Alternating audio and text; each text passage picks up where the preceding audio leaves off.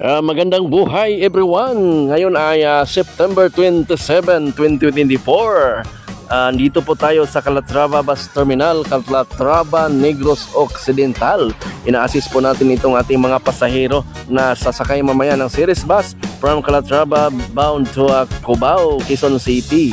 Ito po ay itinawag sa atin ni Madam Ruth Lebrelia, mga kapitbahay natin sa Kayawkaw at saka sa Ilaya, Calatrava. Ayon.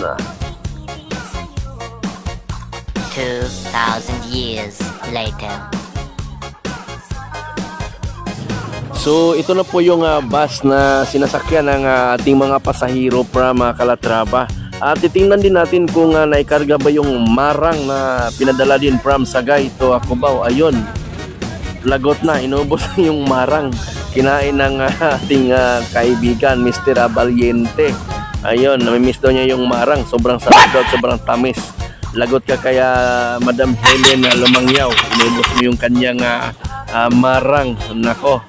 Ayan, at sinecheck din natin yung ating pasahero. Akala ko sila ay nahihilo na. Ayun pala, akala na ay picture, yun pala ay video pala. Ayan, yung ating masaya yung ating mga pasahero na papuntang Maynila. Ayun, maraming thank you talaga. Approaching Cadiz City na po tayo. Ayan, papasok po ng Cadiz City Bus Terminal po. Ito po yung biyahe ng series pabalik ng Cubao. Ito yung isa sa mga lugar na madaanan. Shout out Cadiz City. Marami ting soke dyan. Ayan, may SM na po yung Cadiz. Sa mga hindi pa nakauwi ng Cadiz, ito po yung itsura ng Cadiz City sa ngayon. Maya ay papasok po tayo ng Cadiz City Terminal ng Ceres. At makikita natin mamaya kung ano po yung situation dyan sa Cadiz City Bus Terminal.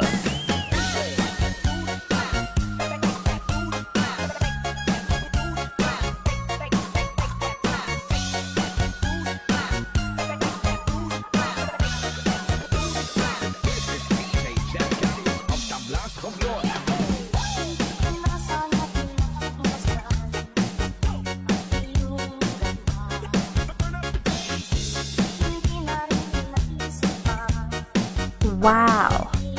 Ayan, yan na po yung ating series bus from Dumaguete pabalik ng Cubao. Nasa Cadiz City Bus Terminal po at ating nakikita na patuloy pa rin na dinudumog ng mga pasahero. Mga suki, maraming thank you talaga sa inyong pagtangkilik sa ating series bus. Ayun, palabas na po ng Cadiz, City Mall ng Cadiz.